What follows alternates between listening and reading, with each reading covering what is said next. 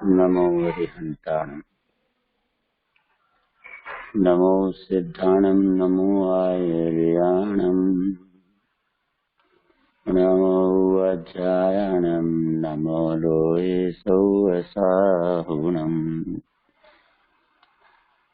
नमो समसाराय स्वानुभूत्या चकासते चित्स्वभावाय भावाय सर्वभावान्तरचिते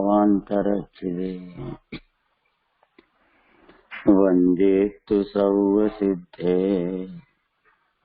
धूमचलमणोवमं गदिं पत्ते वोचामि समय पाहुर निर्णमो सुध केवले बणिदम्।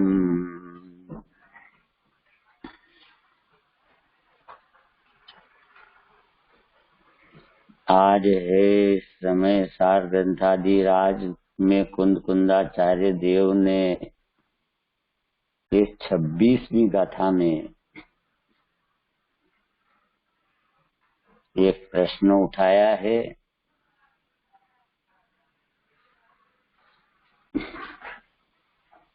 तर्क उपस्थित करने के लिए खुद ही नहीं प्रश्न उठाया, पर शिष्य के मुख से प्रश्न उठवाया। इसलिए यह 26 गाथा एक प्रश्न ही प्रश्न की गाथा है, जिसका समाधान 27 से लेकर के तो 33 गाथा तक किया जाएगा। क्या प्रश्न है ऐसा देखते हैं।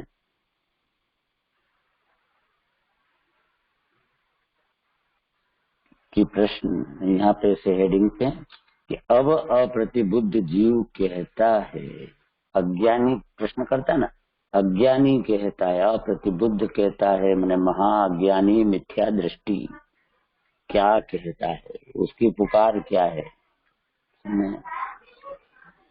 यदि जीवोण शरीरम तीर्थयरायरीय संतु दीचेव सौवाविहवदिमिच्छा तेन जुआदाहवदी देहो। जो जीव होयन देह तो आचार्य वा तीर्थेश की मिथ्या बने स्तवना सभी तो एकता जीव देह की। यदि देह ना हो जीव तो तीर्थंकरों का स्तवन सब असत होगा, इसलिए बस देह ही है आत्मा। ऐसा क्या कहता है गाथा 18 प्रति जीव बुद्ध जीव कहता है कि यदि जीव शरीर नहीं है तो तीर्थंकरों और आचार्यों की जो स्तुति की गई है वह सभी मिथ्या है। इसलिए हम समझते हैं कि जो आत्मा है वह देह ही है।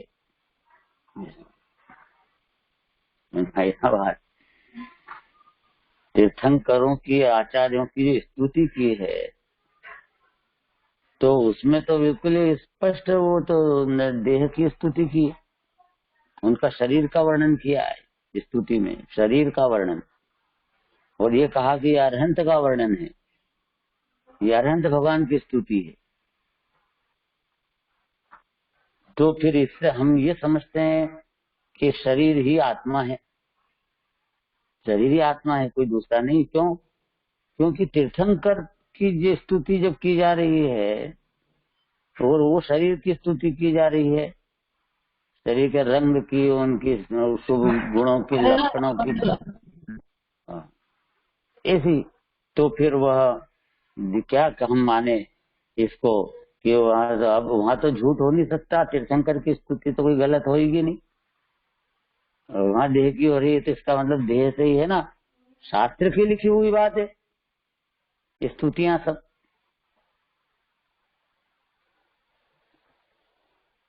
तो टीका में ऐसे ही कहा ये कि जो आत्मा है वही पुद्गल द्रव्य स्वरूप यह शरीर है।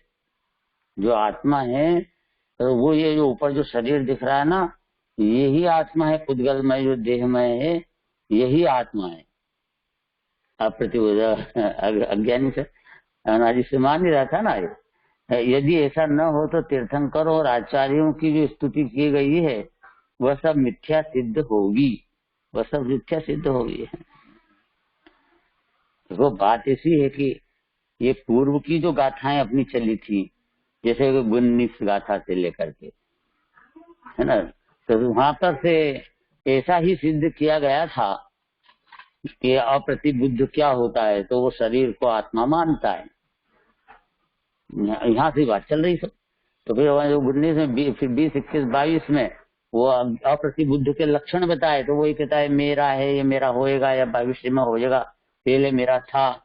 ये इस तरह से शरीर, मकान, दुकान, घर गृहस्थी, ये सब पुद्गलों को अपना मेरा था, है, रहेगा, इस प्रकार से वो मानता है। उसका नाम अप्रतिबुद्ध है। तो मैंने अप्रतिबुद्ध के ये चिन्ह बताए गए 20, 21, 22। 23, 24, 25 के अंदर क्या बताया था? 23, 24, 25 के अंदर जो अभी हाल यहाँ पे भावना बेद ने सारा कल का सब बताया, सारा स्वरूप ये, तो उसके अंदर में ये बताया कि भाई ये जो है शरीर के अंदर जो चाहे तुम कितनी भी एकत्व बुद्धि है, लेकिन तुम यदि इसका भेद विज्ञान करोगे तो शरीर से भिन्न सम्यक दर्शन को प्राप्त कर सकते हो। शरीर से भिन्न होके अपना आत्मा में मैं पना करके सम्यक दृष्टि हो सकते हो। तो इस प्रकार वो अप्रतिबुद्धपना कैसे मिटे, वो प्रतिबुद्धपना कैसे आवे, अस्थि नास्ति दोनों, ये बात अपने आ गई है 25 गाथा तक। अर्थात ये सब देह की बातें चल रही थी। वो देह को एक मानता था और देह को जब तक एक मानोगे तब तक अप्रतिबुद्ध रहोगे। अब यह प्रतिबुद्ध ने फिर से प्रश्न उठाया कि प्रभु आप ये बार बार कहा, आपने इतना सिद्ध किया कि ये शरीर आत्मा नहीं है, ये भिन्न वस्तु है, लेकिन अब हमको एक शंका ऐसी हो रही है अंदर में, क्या कि ये जो भगवान तीर्थंकर की स्तुति होती है, सूर्य की भी, आचार्य की भी, मतलब जो स्तुति होती है, तो उनके शुभ देह से, देह की स्तुति से स्तुति होती। और आपको हम स्तुति बोल के बताते हैं। ये स्तुति वो खुद अमृतचंद्राचार्य ने खुद लिखी है, 4 लाइन लिखी है इसके अंदर, ये टीका में ही काव्य बनाया। ये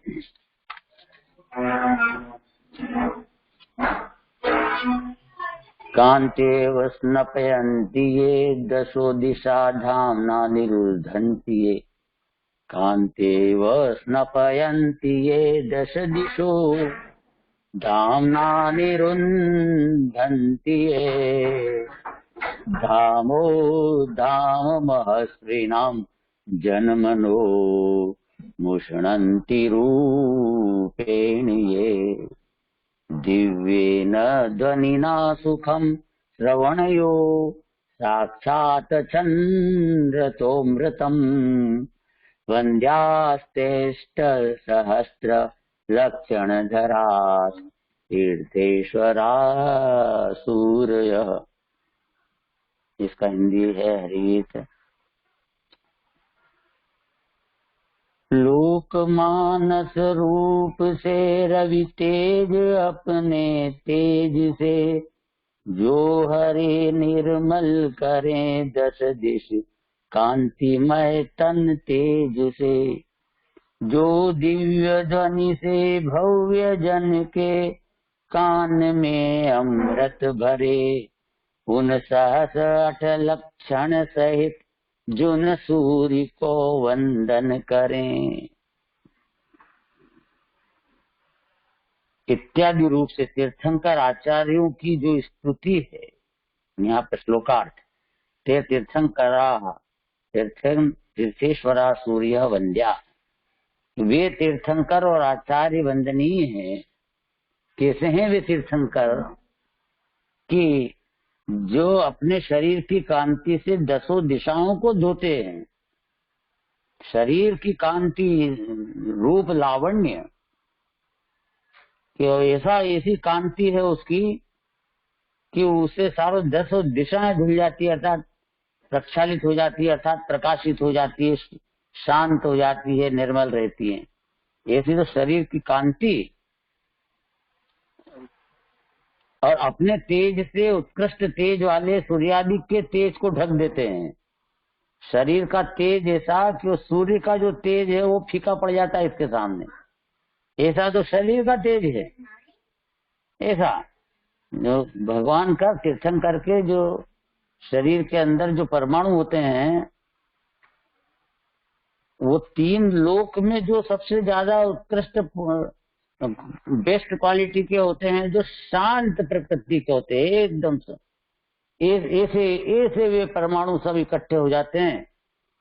3 लोक में जो सबसे अच्छे अच्छे परमाणु छटे हुए हैं वो भगवान अरहंत के देव में तीर्थंकर के शरीर में आकर के लग जाते हैं ऑटोमेटिक। पुण्य है, प्रताप है, पुण्य बहुत जबरदस्त होता है। तीर्थंकर का सबसे ज्यादा पुण्य उनका ही होता है। सर्वाधिक पुण्यशाली विश्व में कोई होता है तो उनके धर्म उनको इसको इनको ही होता है, तीर्थंकर के जीव को। यद्यपि इंद्र बहुत शक्ति वाला कहलाता है तो भी इनकी शक्ति ज्यादा। इंद्र नंबर 1 कहलाता है ना पुण्य के फल में, लेकिन फिर भी अरहंत देव तीर्थंकर भगवान का जो शरीर होता है वो यद्यपि ये औदारिक शरीर है, परम औदारिक हो जाता है। और उनका तो व्यक्रियक शरीर है, तो व्यक्रियक शरीर से औदारिक शरीर हल्का होता है, लेकिन भगवान तीर्थंकर का जो औदारिक शरीर है वो परम औदारिक बन जाने से वो महान हो जाता है। इंद्र भी आश्चर्य करता है। और वो जो जन्म कल्याणक होता है तो वो इंद्र वो छोटे बच्चे को हाथ में लेकर के और एकदम वो ऐसा एक सहस्त्र नेत्र बनाकर देखता है और वो तृप्त नहीं होता, इतना खूबसूरत शरीर होता है। बचपन में अभी तो तीर्थंकर बनेंगे, जब बनेंगे वो जीव तो वही है ना, शरीर तो वही रहेगा। परम औदारिक हो जाता है। परम औदारिक मतलब निगोदिया रहित, निगोदिया जीव भी नहीं रहता एक भी शरीर में, परम औदारिक हो जाता है। ऐसा देह होता है ना। तो इसलिए ये जो उनका शरीर इतना सुंदर, जब से शरीर का वर्णन किया जा रहा है देखो, और ये रूप में कहा जाए कि शरीर का वर्णन नहीं, ये भगवान तीर्थंकर का वर्णन है। अब कर रहे हो शरीर का वर्णन और नाम दे रहे हो भगवान की स्तुति, तो अब ये शरीर की स्तुति से भगवान की स्तुति मेरे आत्मा की स्तुति हो रही है। इसका मतलब ये शरीर ही आत्मा होगा फिर, ऐसा ये प्रश्न है। शंका कर रहा है शिष्य, प्रतिबुद्ध तो ही वो। अब उसको लग रहा है कि शरीर में हूँ, मान रहा हूँ, मना तो कर रहे हैं ये, लेकिन अब मेरे मन में ये शंका तो ही रही कि आप तीर्थंकर की स्तुति क्यों करते हो फिर शरीर से, उनकी शरीर की महिमा क्यों करते हो जब शरीर भिन्न है तो शरीर को ही ऐसा कहते हो कि भगवान है, भगवान है, ऐसा प्रश्न है। तो ये और वे अपने रूप से लोगों के मन को हर लेते हैं, है ना, और दिव्य ध्वनि से भव्यों के कानों में साक्षात सुखामृत बरसाते हैं। वे दसों दिश कांतिमय तन तेज से भव्य जन के कान में अमृत भरे। ये जो दिव्य ध्वनि से भव्य जन के दिव्य ध्वनि कीर्ति है, तो भव्य जीवों के जो कान में वो अमृत भर जाता, अमृत अमृत अमृत। ऐसा वह सुखामृत को बरसाते हैं, कानों में अमृत मतलब कि सुखामृत, खूब सुख होता है सुनने वाले को, श्रवण सुनत सुखदानी, ऐसा है वे। इसलिए 1000 और 1008 लक्षण के धारक हैं। शरीर के अंदर 1008 शुभ चिन्ह होते हैं, एक से एक अलग अलग। यहाँ पे हृदय स्थान पर एक कमल छोटा सा वो होता है, उसका भी नाम होता है। और इसके साथ में ये फिर हाथ के अंदर ये सब चिन्ह होते हैं, तो ध्वजा होती है और ऐसे मंदिर होता है, ऐसे चिन्ह बने रहते हैं। ऐसी रेखाएं नहीं होती अपने जैसी, ये रेखाएं वो उनके तो बिल्कुल ऐसी होती है, बिल्कुल एकदम क्षेत्र बने हो बिल्कुल। और सारे शरीर के अंदर कान ऐसे लंबे लंबे होते हैं, आंखें ऐसी विशाल होती हैं, और वो उनका शरीर जो पूरा का पूरा इस तरह का होता है। सम चतुर संस्थान, सम चतुर संस्थान, ऐसा शरीर का रूप होता है। सम चतुर संस्थान मतलब जो अंग जितना विशाल, जैसा वो मेजरमेंट में जहां पर होना चाहिए उसी जगह पर ऐसा ही होगा। सारे शरीर में जरा सा भी कहीं से कोई कमी नहीं होगी, तो सम चतुर संस्थान कहते हैं। ऐसा यह सब शरीर की बात कर रहे, शरीर की, और ये स्तुति बता रहे हैं शरीर की करके, भगवान की स्तुति बता रहे हैं, ऐसा कहा। तो यहाँ पर प्रश्न, इत्यादि रूप से जो तीर्थंकरों आचार्यों की जो स्तुति है वह सभी मिथ्या सिद्ध होती है। यदि आप ये कहते हो कि शरीर तो भिन्न है, आत्मा भिन्न है, तो फिर ये स्तुति मिथ्या सिद्ध हो रही है। ये शरीर के द्वारा स्तुति की जा रही है भगवान की। इसलिए हमारा तो यही एकांत निश्चय है, अप्रतिबुद्ध तो ही निश्चय मान रखा। उसने जो व्यवहार ने से कहा जाता है, उसको तो ज्ञान नहीं होता कि व्यवहार ने क्या होता है। वो तो उसका व्यवहार ने निश्चय पने को प्राप्त होता है, वो निश्चय समझता है उसको। वो कह भी दे कि मैं व्यवहार से बोल रहा हूँ, पर वो निश्चय मानता है उसको, व्यवहार समझता ही नहीं हो कुछ भी, कि वो तो ऊपरी बातें दो द्रव्यों को मिलाकर कथन किया जा रहा है, नहीं समझता है। हर मिथ्या दृष्टि का वह व्यवहार निश्चय बनने को प्राप्त होता है। कैसे, क्या अर्थ है उसका, कि ऐसा हुआ कि एक बार जो है बिल्ली होती है ना, बिल्ली, तो वो बिल्ली का जैसा बिल्ला होता है। तो वो माँ ने कहा उस बच्चे को, बच्चे ने पूछा कि ये कौन है, तो उन्होंने कहा कि ये सिंह है, ये सिंह जैसा होता है। शेर ऐसा होता है, शेर ऐसा होता है बिल्ले जैसा। अच्छा, ऐसा होता है। अब दूसरे दिन दूसरा बिल्ला आ गया, तो बेटे ने आवाज क्या दी माँ को, माँ माँ वो शेर आ गया, शेर आ गया। माँ ने कहा बेटा नहीं, वो तो बिल्ला है। तो नहीं, कल आपने कहा था कि ये जो जैसा वैसा होता है वो तो शेर होता है। तो मैं तो शेर ही मानूंगा ना ये इसको, क्योंकि आपने कल कहा था इसलिए शेर है। अब बोलो, तो माँ समझ गई कि इसको मैंने व्यवहार से उसको द्वारा शेर का स्वरूप बताया था बिल्ले के द्वारा कि ऐसा होता है, तो व्यवहार नहीं से हमने उसको शेर कहा था कि देख शेर है। अब ये निश्चय से कब तक समझेगा, निश्चय से मैंने वास्तव में शेर समझ रहा उसको, कब तक समझेगा, कि जब तक ये असली शेर को न देख ले। असली शेर को देख लेगा जब, तो ये सब शेर व्यवहार दिखाई देने लग जाएगा। क्या, तो माँ ने कहा कि चलो बेटा चलते हैं जरा शेर देखने के लिए, चलो।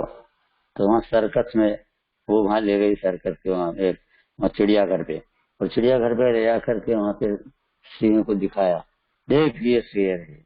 अच्छा, ये शेर होता है ऐसा। अब घर पे जाकर वो बिल्ला देखेगा तो क्या कहेगा, शेर बोलेगा क्या उसको, बिल्ला कहाँ, वो शेर कहाँ ही।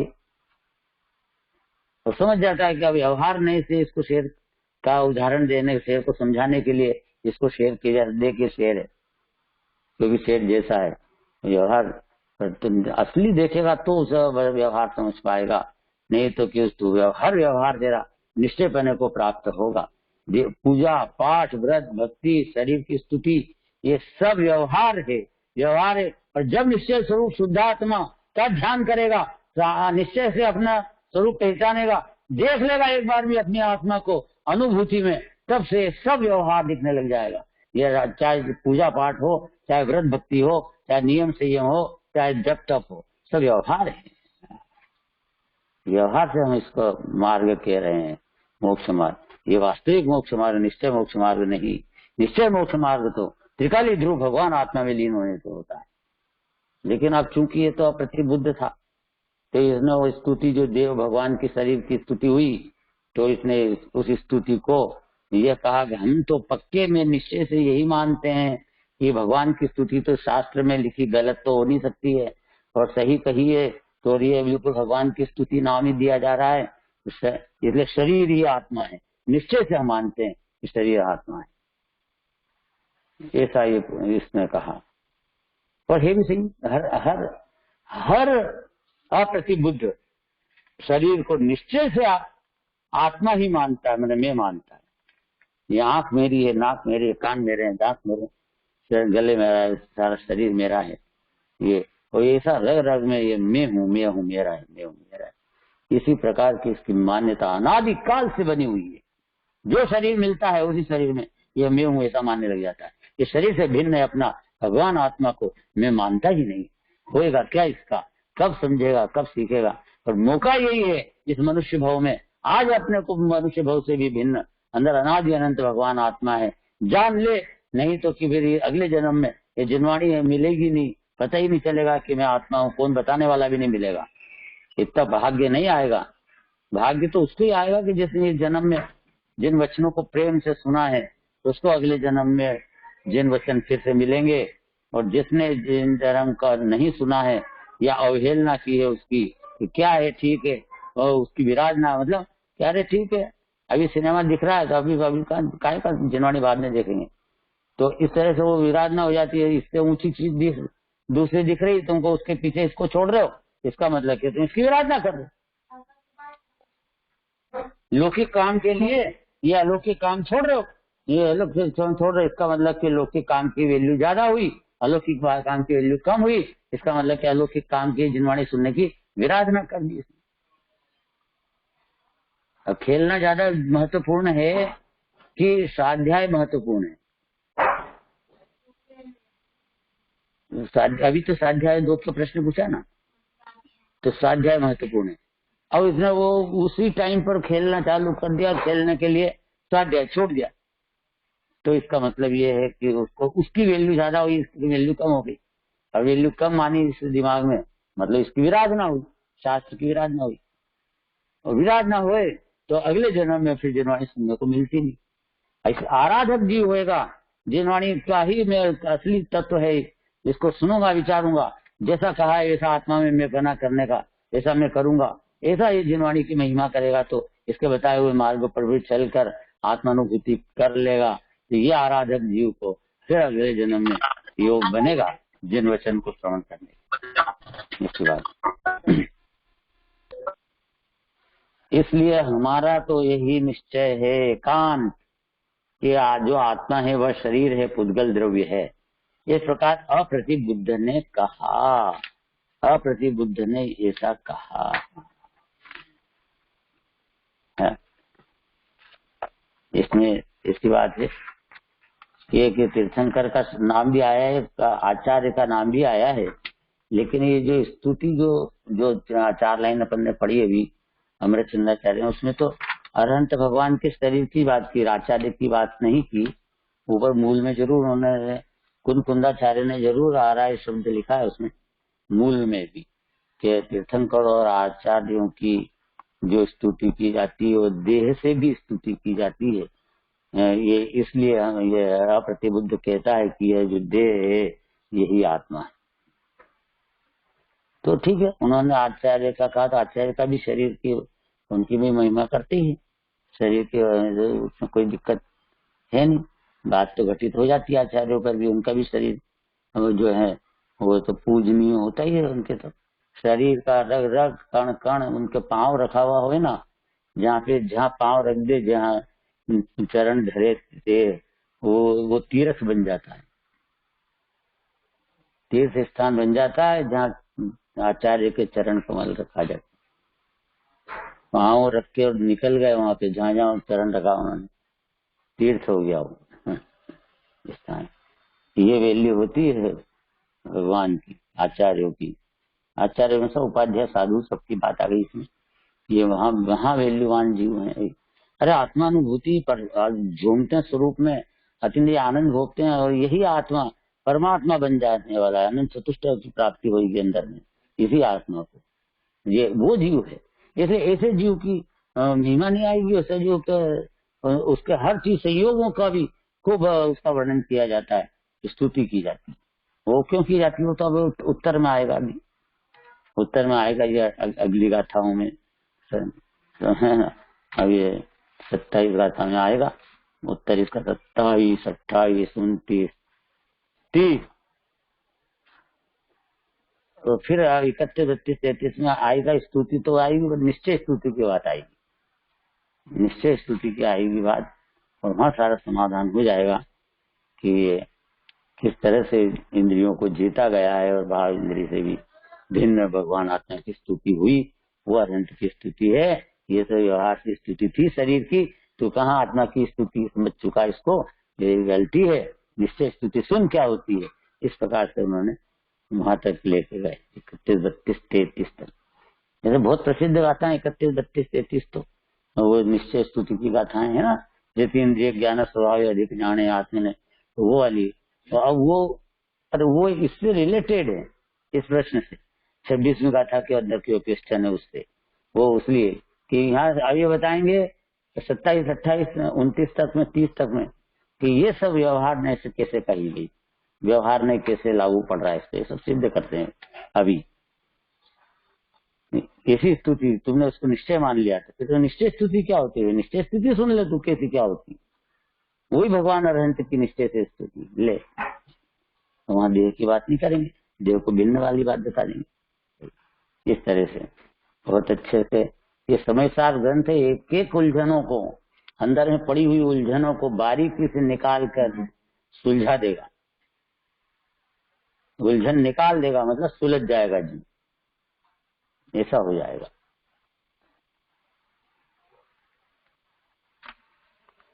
बनारसी दास जी ने भी इसके ऊपर लिखा है छंद,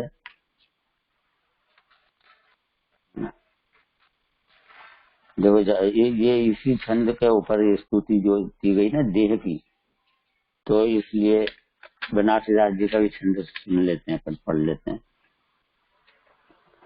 जाति देह ज्योति सो दसो दिशा पवित्र भई, कैसे देह की द्युति, शरीर की द्युति, शरीर की चमक, शरीर का तेज, वो उससे 10 दिशाएं पवित्र हो गई। जाकी देह ज्योति सो 10 दिशा पवित्र भई, और जाके तेज आगे सब तेजवंत रुके हैं। जाको रूप निरखी कथित, जाको रूप निरखी थकित महारूपवंत, जाकी वपुवास सो सुवास और लुके हैं। जाकी दिव्य धुनि सुनी श्रवण को सुख हो, जाके तन लक्षण अनेक आई ढुके हैं। होते जिन राज जाके कहे व्यवहार गुण, और निहचे निरखी शुद्ध चेतन सो चुके हैं। व्यवहार से देह की स्तुति को निश्चय स्तुति मानने से जो चेतन का जो स्वरूप है उससे ये जीव चूक गए। अप्रतिबुद्ध है ना, व्यवहार को ही निश्चय मानने वाला, जो निश्चय से जो चैतन्य का आनंद रूप वर्णन है उससे ये चूक जाता है।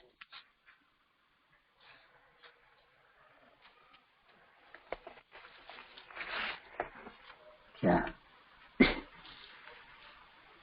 और एक ये, चलो अब आ जाओ कीर्तन के इसके अंदर आएंगे अपन। समूह पीठिका तात्पर्य वृत्ति से चलते, इसी गाथा के प्रश्न ही आज प्रश्न। अब उसमें जैसे न चारण के ढंग से निकालिए बात। अब पूर्व पक्ष के निराकरण हेतु 8 गाथाएं कही गए। पूर्व पक्ष निराकरण मतलब अप्रतिबुद्धता को मिटाने के लिए 8 गाथाएं कही हैं।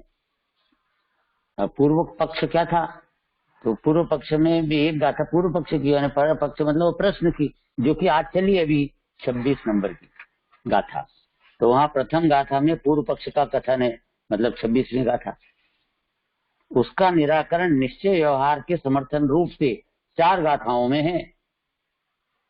कुल 8 गाथाएं कहे ना, लिखा है, तो 4 गाथाएं तो निश्चय व्यवहार के समर्थन रूप से 4 गाथाओं में है, मतलब 27, 28, 29, 30 गाथा तक का वर्णन आपको ये मालूम पड़ गया कि क्या आने वाला है। तथा 3 गाथाओं में निश्चय स्तुति रूप से निराकरण है, ये 31, 32 और 33 निश्चय स्तुति, समझा, निश्चय स्तुति।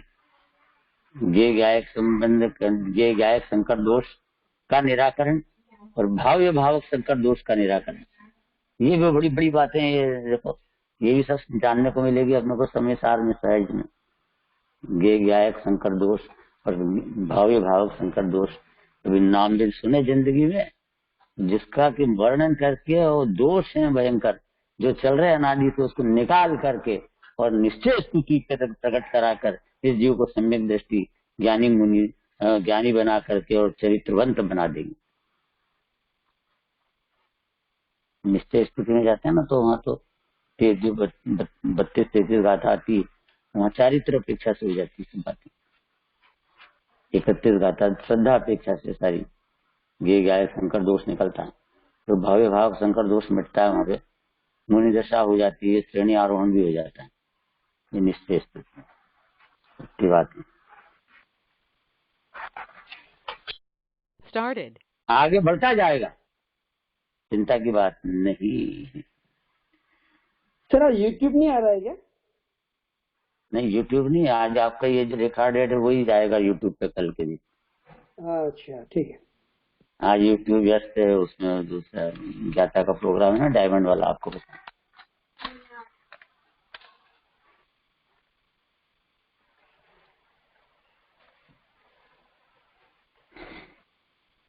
इसलिए ये बात इसकी हुई।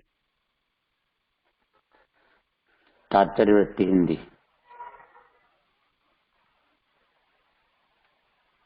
अभी 26 गाथा की टीका जय सेनाचार्य के शब्दों में। अब सर्वप्रथम यदि जीव और शरीर एक बना नहीं है तब तो तीर्थंकर आचार्य की स्तुति निरर्थक है, ऐसा प्रतिबुद्ध अज्ञानी का पूर्व पक्ष है। यदि जीवो न शरीरम, हे भगवान यदि जीव शरीर नहीं है तो तीर्थयाराय संशोधित देव तो दो कुंदे तुषार हार धवलो, ये जो अपन पूजा में बोलते हैं नहीं बोलते हैं, दो कुंदे तुषार हार धवलो द्वारेन्द्र नील प्रभो, दो बंदूक सम प्रभो जिन वृषो दो प्रियंगो प्रभो। हमारे यहाँ उज्जैन में रोज पूजा होती थी, तो अभी भी तो 14 के दिन आता है तो ये जरूर बोलते हैं, और पूरी स्तुतियां ये संस्कृत में ये शेषा षोडश जन्म जत्यु रहिता संतप्त है प्रभा ते संज्ञान दिवाकरा सुरनिता सिद्धम प्रयच्छन्तु न। ये वाला जो है इन्होंने लिया इस स्तुति को, जय सेनाचार्य ने लिया। अमृतचंद्राचार्य से 200 वर्ष बाद हुए ये। अमृतचंद्राचार्य 1000 वर्ष पहले हुए, उनका अपने टीका पढ़ी लिए बिहार। अब उसके बाद जय सेनाचार्य की टीका है ये उनके 200 साल बाद हुए, मतलब 800 वर्ष पहले अपने जय सेनाचार्य। तो उन्होंने तो वो देह की कांति वाली तीर्थेश्वरा सूर्य वंद्या वाला श्लोक खुद ने बना के लिखा था अमृतचंद्राचार्य ने स्तुति, और इन्होंने जय सेनाचार्य ने ये पूजा के अंदर ये अपन बोलते हैं जो स्तुति भगवान की वो वाली कोट की। तो कैसे कि तो इसका क्या अर्थ हुआ कि दो तीर्थंकर यदि जीव शरीर नहीं है तो फिर आप ये बताओ कि वहां स्तुति के अंदर दो तीर्थंकर, दो कुंद पुष्प की तरह लाल और दो चंद्रमा या बर्फ के समान सफेद वर्ण वाले, है ना, तुषार हार धवलो मतलब सफेद वाले, दो इंद्र नील प्रभु, और दो और बाकी जो हैं इंद्र इत्यादि तीर्थंकर की स्तुति, और देश कुल जाति से शुद्ध इस प्रकार आचार्यों की स्तुति। तो उसका ऐसा हुआ कि दो तीर्थंकर नीलमणि के समान नीले हैं, दो गोरे दो सांवले दो हरे दो लाल, 16 वृंदा सोहनी बंदो, 16 प्रतिमा सोहनी मतलब स्वर्ण जैसी बंदो बारंबार, तुम्हें बारंबार वंदना करता हूँ। अब ये जो दो गोरे दो लाल दो हरे ये शरीर के रंग बता रहे हैं। अब ये कलर शरीर का बिल्कुल ऐसे सफेद धवल, किसके समान, बर्फ के और मुक्ताहार के समान सफेद, शरीर ही कलर ही सफेद मुक्ताहार जैसा। ऐसे लाल कलर पूरा डायमंड जैसा एकदम लाल कलर, जैसा नीला नीला और वो श्याम दो आते हैं, कभी कहीं किसी में श्याम लिखा रहता है, किसी में नीला लिखा, तो वो दोनों एक ही बात है ऐसा। और ये जो 16 तो सोने जैसे शरीर का स्वर्ण कलर है, शरीर के सोने जैसा कलर एक्चुअल में हो शरीर के कलर है ये। तो देखो कैसी स्तुति के शरीर की वैल्यू और सबको आ रही, महिमा भी आ रही, क्या अच्छा ऐसे शरीर ऐसे हो सकते हैं, तो ये महिमा भी आ रही। अब ये महिमा आ रही है तो पुद्गल, ये तो शरीर पुद्गल, और तो अब तुम महिमा कर रहे हो, इससे मतलब कि तुम तीर्थंकर के जीव की महिमा कर रहे हो, तो जीव हुआ ना शरीर वाला, ये शरीर सहित ही हुआ ना जीव ऐसा। आचार्यों की स्तुति सब मिथ्या हो जाएगी है ना, इसी तरह से इत्यादि तीर्थंकर की स्तुति, और फिर देश कुल जाति से शुद्ध, इस प्रकार आचार्यों की सब स्तुति सवाविहवधि मिथ्या, सब मिथ्या हो जाएगी। आचार्यों की भी देश से कुल से जाति से इस तरह से उनका वर्णन किया जाता है, तो ये भी सब मिथ्या हो जाएगा। इसलिए तेणु जो आधा हवधि देहो, इसलिए वास्तव में आत्मा देह ही है, ऐसी मेरी एकांत रूप से मान्यता है। इस प्रकार पूर्व पक्ष की गाथा हुई। ये प्रश्न बन गया पूरा, सबके दिमाग में बात बैठ चुकी है अच्छे से कि वो शरीर को ही आत्मा बोलना चाह रहा है, और उसका तर्क यही दिया जा रहा है कि भगवान की स्तुति भी शरीर के वर्णन से की जाती है, तो इसका मतलब कि शरीर ही आत्मा है, ऐसा उसका कहना है। अब यहाँ से 27 गाथा से इसका उत्तर चलने वाला है। उत्तर चलाते हैं कि आचार्य देव कहते हैं कि ऐसा नहीं है, ऐसा नहीं है। वहां तो आचार्य एक क्षण में सब उसकी अनादि की मान्यता को मिटिया मेट कर देते हैं, खत्म, एक ही प्रहार में सब मोह की सेना पूरी की पूरी धराशायी हो जाती है। एक वचन ऐसा होता है, जिन वचन में आचार्य का वचन, उपाध्याय साधुओं का वचन ऐसा होता है। हाँ। क्या कहते हैं कि तू नए विभाग को नहीं जानता, तू शरीर को ही आत्मा बार बार बोलना चाहता है, तो तू नयों के स्वरूप को नहीं जानता। जिन धर्म में निश्चय नए व्यवहार नए दो नए होते हैं, तू नहीं जानता, तो सीधा डर बस स्तुति करता है, पूजा करता है, और ये समझता है कि मैं अच्छा कर रहा हूँ। तो पहले ये नए विभाग समझ, जैन धर्म में निश्चय नए व्यवहार नए का स्वरूप जानकर, और फिर ही शास्त्र का मर्म निकाला जाता है, ग्रहण किया जा सकता है। इसलिए शास्त्र के अर्थ करने की पद्धति ही में ये बात निश्चित है कि तो ये निश्चय का स्वरूप क्या है, व्यवहार क्या होता है, ये बात याद हो, समझ में आ जाए, फिर तू शास्त्र पढ़ेगा तो उसमें से मर्म निकल पाएगा, नहीं तो मर्म नहीं निकल पाएगा।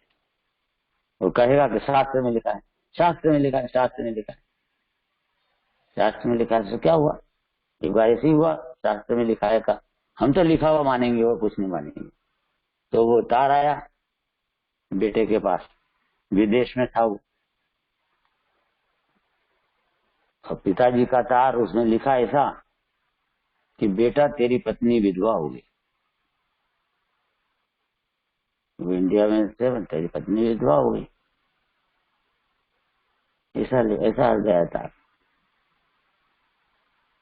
तो वो तार, वो पेपर को पकड़ के, अरे मेरी पत्नी विधवा हो गई, रोने लगा जोर जोर से, आंख में आंसू आ गए, चारों तरफ सब मित्र यार आ गए, तो टोली इकट्ठी हो गई। और सब वो फिर क्यों रो रहे हो यार, तुम बात क्या है, अरे कि मेरी पत्नी विधवा हो गई। कि बड़ा मूर्ख व्यक्ति है यार, तू भी कैसी बात करता है, तू पत्नी, तू जिंदा है तो तेरी पत्नी विधवा कैसे हो सकती है। कि देखो साहब, बिल्कुल तुम्हारी बात तो हम मानेंगे नहीं, क्योंकि मेरे पिताजी ने लिखा है ये तार, तो पिताजी झूठ बोल सकते नहीं, पिताजी की बात को मैं झूठ बोलूंगा क्या, झूठ मानूंगा क्या। पिताजी ने लिखा है तो सभी ने कहा अच्छा से भैया बता कहाँ क्या लिखा है। वो तार दिखाया, बेटा तुम यहाँ शीघ्र आ जाओ, तुम्हारी पत्नी विधवा हो गई। तो सब हंसने लग गए, तो सब लोग, अरे क्या मेरी तो पत्नी विधवा हो गई, तुम हंस रहे हो। कि तू तो शास्त्र लिखा है ये, तो उसके लाइन के ऊपर पकड़ रहा है, शब्द म्लेच्छ हो गया है, वो शब्दों का अर्थ नहीं समझता, शब्दों को इस प्रकार पकड़ रहा है। शब्द व्यवहार नहीं के लिखे, निश्चय नहीं की बात दूसरी है। निश्चय नहीं की क्या दूसरी बात है कि तेरे को वहां जाए को 5 साल हो गए, तो 5 साल के अंदर वो जो पत्नी है वो विधवा की तरह हो गई, इसलिए कहा गया। तो इसका मतलब ये है कि तू वहां जा, तेरी पत्नी को साथ में लेके यहाँ आ, ये अर्थ होता है इसका, इतना लाइन का ये अर्थ तो तेरे को पता नहीं। लिखा हुआ मानूंगा मैं तो, और आचार्य अपने पिताजी ने कहा है। अरे शास्त्र में आचार्य ने कहा, मैं तो आचार्य ने कहा है लिखा मानूंगा, पर वो उन्होंने उसका अर्थ लिखना, उसका अर्थ निकालने का कहा है ना। ये लिखा है व्यवहार नहीं से, उसमें से तो निश्चय निकाल, ये वाली बात को तू कब समझेगा? नहीं समझ पाता है। अब ये तू नए विभाग नहीं जानता, तो नए विभाग इस प्रकार है, उसे गाथा द्वारा कहते हैं। नए विभाग की बात करते 27 गाथा। व्यवहार नयो भासदी, इतनी सरल है बिल्कुल गाथा के आप शब्द बोलते आ रहे ना। व्यवहार नयो भासदी देहो हवली खलु एक को, एक देह और जीव एक है। कौन बोलता है? व्यवहार नहीं कहता है। देखो अब समझना, समझ में आएगी लाइन। व्यवहार नयो भासदी जीवो देहोय हवदि खलु एक को, दुर्निश्चयस्य जीवो देहोय कदापि एकट्ठो। निश्चय ने कहता है कि देह और जीव कदापि इकट्ठा नहीं होते, कदापि इकट्ठो नहीं हो सकते। निश्चय ने क्या कहता है कि शरीर और आत्मा कदापि इकट्ठे नहीं हो सकते। व्यवहार ने क्या कहते हैं? दोनों एक है, शरीर और आत्मा एक है। ऐसा एक एक लाइन में दोनों का पूरा स्वरूप भी बता दिया, व्यवहार ने भी बताया, निश्चय ने भी बताया। देखो जीव देह दोनों एक हैं, यह वचन है व्यवहार का। निश्चय विषय तो जीव देह कदापि एक पदार्थ ना। निश्चय नहीं से तो ये दोनों एक पदार्थ है नहीं। गाथार्थ व्यवहार ने तो यह कहता है कि जीव और शरीर एक ही हैं, किंतु निश्चय न के अभिप्राय से जीव और शरीर कभी भी एक पदार्थ नहीं है। कुंदाचार्य ने तो लिख दिया, इतने ही लिखा बस लाइन। अब इसका अर्थ करते हैं। एक निश्चय जीव और शरीर एक है ऐसा कहना व्यवहार क्यों है? निश्चय क्यों नहीं? और शरीर और आत्मा अलग है ऐसा कहना निश्चय है, निश्चय क्यों है? इस बात को टीकाकार खोल के समझाएंगे, अमृत चंद्राचार्य समझाएंगे। तो इसका मतलब ये कि अपने भाग्य चमक गए, भाग्य का सितारा बहुत मजबूत है, पावरफुल है, जगमगा रहा है, कि उसे अमृत चंद्राचार्य की समझाइश मिल रही है। कितने कला से उन्होंने ऐसी बात को सीधा सिद्ध किया कि अनादिकाल का अपना ज्ञान मटिया मेट हो जाता है, भस्मीभूत हो जाता है, और ये एकदम सम्यक ज्ञान की महान निर्मल किरण ज्योति वो जाज्वल्यमान हो जाती है। वो अमृत पी रहे हैं, अमृत चंद्राचार्य ने प्रदान किया वो अमृत, वो पी रहे हैं।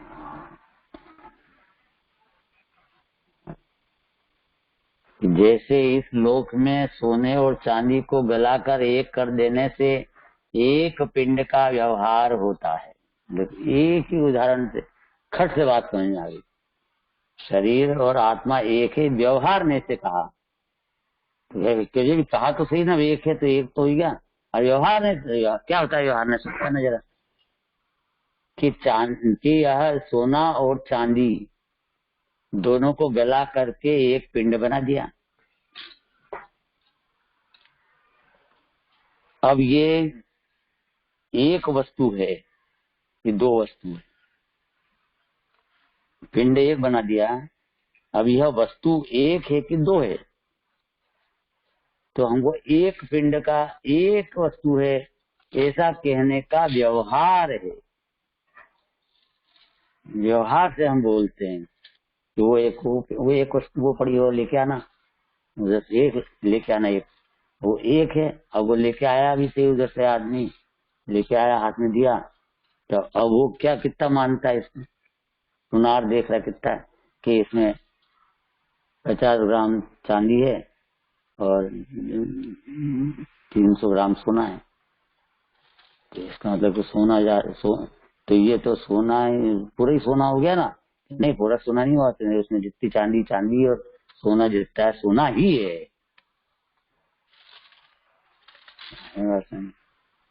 तो अच्छा, तो फिर ये इस प्रकार से एक पिंड, लेकिन फिर भी वो एक ही पिंड बोलने का जो एक व्यवहार है, जैसा व्यवहार कहा जाता है, उसी प्रकार आत्मा और शरीर की परस्पर एक क्षेत्र में रहने की अवस्था को, एक क्षेत्र में रहने की अवस्था को, शरीर और आत्मा ये दोनों एक क्षेत्र में रहते हैं।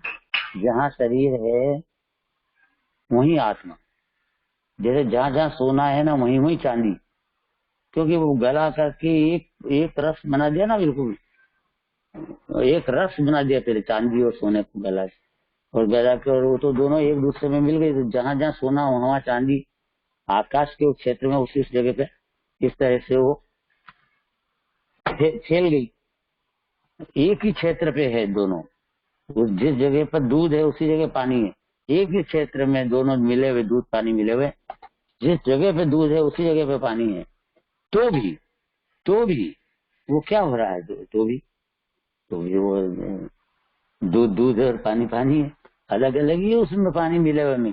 इसे ही तरह यहाँ सोना सोना है और चांदी चांदी है, वो एक पदार्थ नहीं ही हुए हैं, एक पदार्थ नहीं हुए हैं।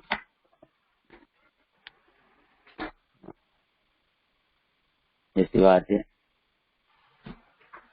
तो इस प्रकार से यहाँ पर लोक में सोने और चांदी को गलाकर एक कर देने से क्या वो एक हो गए? बस कहने का एक है, उन्हें व्यवहार नहीं से कहा गया।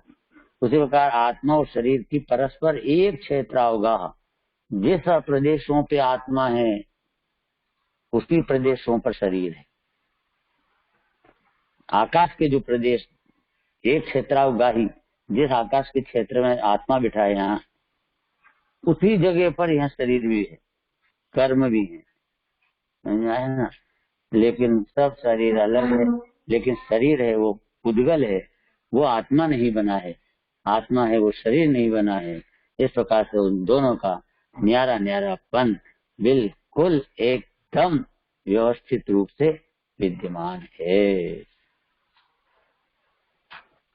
एक पने का व्यवहार है, जो भी व्यवहार मात्र से ही आत्मा और शरीर का एक पना है, परंतु निश्चय से एक पना नहीं है। निश्चय से तो एक नहीं हुए, व्यवहार से एक कहीं जाएंगे, लेकिन निश्चय से वे एक नहीं हो गए हैं। क्योंकि निश्चय से देखा जाए तो जैसे पीलापन आदि और सफेदी आदि जिसका स्वभाव है, ऐसे सोने और चांदी में अत्यंत भिन्नता होने से, सोने और चांदी में अत्यंत भिन्नता होने से उनमें एक पदार्थ पने की असिद्धि है। अत्यंत भिन्नता है। सोना और चांदी, वो सफेद स्वभाव वाला चांदी का स्वरूप है और सोने का पीले स्वभाव वाला है। दोनों अपने अपने स्वभाव में रहे हुए हैं और दोनों का अत्यंत भिन्नता है, अत्यंत भिन्न, बिल्कुल न्यारे न्यारे, 100% न्यारे हैं वे। कितने मिला दिए गए तब 100% न्यारे हैं वे, 1% भी नहीं मिले। सोना चांदी नहीं बना और चांदी सोना नहीं बना, एक दूसरे में संक्रमण नहीं हुए। संक्रमण का अर्थ होता है उस रूप हो जाना, दूसरे पदार्थ रूप हो जाना। ये पदार्थ पलट के वो दूसरा पदार्थ जैसा बन जाए, उसको संक्रमण कहते हैं। जैसे पाप पलट के पुण्य बन जाए तो उसको संक्रमण कहते हैं। तो वहां तो पाप पलट के पुण्य बन सकता है, यहाँ संक्रमण होता है कर्मों में। पर यहाँ दो द्रव्यों में, जीव में और पुद्गल में, संक्रमण तो कभी नहीं होता कि जीव पुद्गल रूप हो जाए और पुद्गल जीव रूप हो जाए, ऐसा तो संक्रमण नहीं होता। वहाँ तो पुण्य पाप में तो पाप पलट के पुण्य बनता है, तो पाप रूप जो पर्याय थी वो व्यय होकर पुण्य रूप पर्याय हो जाती, पर्याय पलट जाती उन परमाणु, वो परमाणु की स्कंद की व्यवहार, स्कंद का व्यवहार है ना, तो स्कंद की पर्याय पलटती, तो वो शुभ अशुभ थी, तो वो उसमें शुभ भाव की तीव्रता हुई, तो वो अशुभ पलट करके शुभ हो गया, मतलब अशुभ पर्याय का व्यय हो गया, तो अशुभ पर्याय का उत्पाद हो गया। तो कर्मों में होते हैं उत्कर्षण अपकर्षण संक्रमण ये सब, लेकिन एक पदार्थ का दूसरे पदार्थ में संक्रमण हो जाए, जीव पुद्गल में रूप पलट जाए, पुद्गल जीव हो जाए, ये ऐसा तीन लोक तीन काल में कभी नहीं होता। यहाँ तो चांदी और सोना ही दोनों एक दूसरे से अलग अलग ही रहने वाले हैं। वो सोना चांदी नहीं बनने वाला, चांदी स्वर्ण नहीं बनने वाला। निश्चय से दोनों भिन्न भिन्न ही हैं, क्योंकि उन दोनों में एक पदार्थ की असिद्धि है। दोनों साथ में, पर दोनों का स्वभाव अलग अलग है ना, चांदी का सोने का, इसलिए दोनों के एक पदार्थ होने की असिद्धि है, एक पदार्थ से नहीं हो सकता, इसलिए उनके अनेकत्व ही है, एक नहीं है, वहां अनेक ही है। सोना सोना है, चांदी चांदी है, तांबा तांबा है, जितने पदार्थ है उनका अनेक पना ही है, वो सब मिलकर एक पना नहीं ही होता, नहीं ही होता। इसी प्रकार उपयोग और अनुपयोग जिनका स्वभाव है, जैसे भगवान आत्मा और शरीर, तो आत्मा में उपयोग है, जैसे उसका गोल्डन कलर था और उसका रजत कलर, रजत का कौन सा कलर था, व्हाइट कलर था, सफेद चांदी, चांदी का सफेद था, उसका गोल्डन कलर था स्वर्ण का। तो ये कलर से उसकी भिन्नता हमने जान ली, और ये तो भिन्न भिन्न नहीं। ऐसे यहाँ पर हमने आत्मा में उपयोग लक्षण, उपयोग लक्षण वाला ये आत्मा, जिसमें जानना देखना चेतनता पाई जाती है, यह आत्मा, और जिसमें चेतनता नहीं पाई जाती है ऐसा वे पुद्गल। पुद्गल में अनुपयोग लक्षण, माने उपयोग नहीं है, ज्ञान दर्शन नहीं है, जिसमें चेतना नहीं पाई जाती, जो जानता देखता नहीं है उसको जड़ कहते हैं, अर्थात तो उसमें चेतना नहीं है, ऐसा है वो, और इसमें आत्मा में चेतना है, ऐसा है। ये उपयोग लक्षण वाला और अनुपयोग लक्षण वाला, इस प्रकार दोनों में अत्यंत भिन्नता है। शरीर अनुपयोग लक्षण वाला है और आत्मा इसी में उपयोग लक्षण वाला है। इस प्रकार दोनों में अत्यंत भिन्नता होने से एक पदार्थ बने की सिद्धि है, इसलिए यहाँ पर यह आत्मा और शरीर ये दोनों एक पदार्थ हो गए हैं, इसकी असिद्धि है। लक्षण ही अलग अलग, पदार्थ ही अलग अलग हैं, शरीर आत्मा एक जीव एक पुद्गल, अनादि अनंत अंतर है, एक पदार्थ बने की असिद्धि है ऐसा। इसलिए यहाँ और इसलिए जब एक पदार्थ होने की असिद्धि है, तब फिर अनेकत्व ही है, सिद्ध हो गया कि यहाँ ये शरीर आत्मा एक है कि अनेकत्व ही है, अर्थात शरीर शरीर अलग अनेक है, ये भिन्न पदार्थ है, ये भिन्न पदार्थ है, तो अनेक हो गया, अनेक पदार्थ हैं। जैसे शरीर को एक पदार्थ बोल लिया, लेकिन एक पदार्थ नहीं, वो पदार्थ का तो व्यवहार नहीं से एक बोला है, स्कंद होने से एक है। स्कंद के अंदर में अनंत परमाणु है, तो हर परमाणु एक अलग अलग द्रव्य है, इसलिए यह अनंत द्रव्य है, यह अनंत द्रव्य। ऐसा यह प्रकट नए विभाग है, इसलिए व्यवहार में से ही शरीर के स्तवन से आत्मा का स्तवन होता है, व्यवहार नहीं के स्तवन से ही, व्यवहार नहीं के स्तवन से शरीर का ही स्तवन होता है, और शरीर का स्तवन करते हुए आत्मा का स्तवन हो रहा है, वो व्यवहार नहीं का स्तवन है। माने व्यवहार नहीं से शरीर का स्तवन हो रहा है ऐसा नहीं, शरीर के स्तवन द्वारा आत्मा का स्तवन हो रहा है, ये व्यवहार नहीं का कथन। आत्मा का भी स्तवन हो रहा है, पर शरीर सहित आत्मा का, शरीर मिलाकर आत्मा का स्तवन हो रहा है। जैसे कि वो सोना है, तो वो जो है वो 18 कैरेट का, वो 14 कैरेट का सोना, और उसकी प्रशंसा की जा रही हो, कि बहुत बढ़िया 14 कैरेट का ये बहुत बढ़िया सोना है, तो किसकी प्रशंसा की जा रही कि मेरे जो पैसा जितना जेब में था उसके हिसाब से ये बढ़िया चीज बनी है। तो अब वो प्रशंसा कर रहा है, नाम भी सोना बोल रहा है, पर वो 14 कैरेट होने से उसके अंदर इतना तांबा प्लस है, उसमें तांबा है, यह बात सिद्ध हुई ना। तो उसके बाद भी प्रशंसा किसकी कर रहे? सोने की। तांबे को मिलाकर मैंने 14 कैरेट, कैरेट बोला लगाया, तो कैरेट भी मिलाया और उसमें डाला, उससे कम कम करके उतना तो सोना इसके अंदर तांबा है। इस प्रकार ये बढ़िया सोना है। सोना बढ़िया है कि तांबा बढ़िया है इसमें? नहीं, तांबा बढ़िया नहीं है, सोना ही बढ़िया है, पर वो तांबा मिला करके इतना परसेंट होने पर भी हम उसको बढ़िया कह रहे हैं। व्यवहार नहीं का कथन है, व्यवहार नहीं से बोला जाता है ये जेवर अच्छा बना, इसका ये बना, ये मुझे ये बनाओ, मिक्स वाला बना दो, मिक्स को एक ही मानती है, बढ़िया सोना है, यही चलेगा मेरे को। निश्चय से क्या मानता है?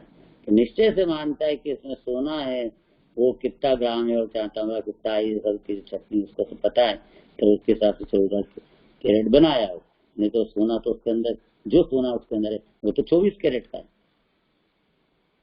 सोना तो 24 कैरेट का ही है, तांबा मिला हुआ है तब भी। सोना सोने को देखो बस, तो उसमें जो स्वर्ण है, जो पैसा देगा, आप ये सोना बेचने जाओ तो वो जो खरीदेगा सुनार उसको, तो वो उसमें वो खरीदेगा कि कितना है इसमें, तो तांबे के पैसे काट लेगा, जितना तांबा है वो टाका बोल करके और उसको काट लेगा। वो जो पैसे देगा अपने को, वो कितने कैरेट के देगा? 14 कैरेट के माल के पैसे देगा कि 24 कैरेट का पैसा देगा?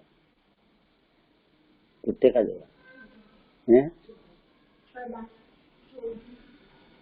24 कैरेट का देगा, 14 का नहीं देगा, 24 कैरेट का पैसा देगा। मतलब उसमें जो सोना था 24 कैरेट का, तो तांबे का तो काट लिया पैसा उसने पूरा। अब जो बचा वो कितने का बचा? वो सब 24 कैरेट के माल का पैसा बचा है, उतना कर देगा वो 24 कैरेट वाले पे दे, क्योंकि वो तांबा के साथ रखने पर भी वो चीज तांबा बनी नहीं निश्चय से। व्यवहार है बोलने का, साथ में रहने से, साथ में प्रशंसा करने का, ये सब व्यवहार है। इस तरह से एक पदार्थ बनने का बात यहाँ कही, यह नए विभाग प्रकट है, इसलिए व्यवहार में से ही शरीर के स्तवन से आत्मा का स्तवन होता है। शरीर का स्तवन करते हो भगवान गजब शरीर है आपका, वो ऐसी द्युति है, ऐसा प्रताप है, यह वर्णन आत्मा की महिमा की जा रही है, शरीर के वर्णन बोल शरीर कर रहे हैं, प्रशंसा आत्मा की करना चाह रहे हैं, आत्मा की महिमा दिखाना चाह रहे हैं। व्यवहार में से यही सही तरीका है, लेकिन उसका अर्थ ये नहीं है कि तुम व्यवहार से जो बताया था उसको निश्चय मान लो। शरीर उनका वो शरीर पुद्गल ही है और आत्मा उससे भिन्न चेतन ही है।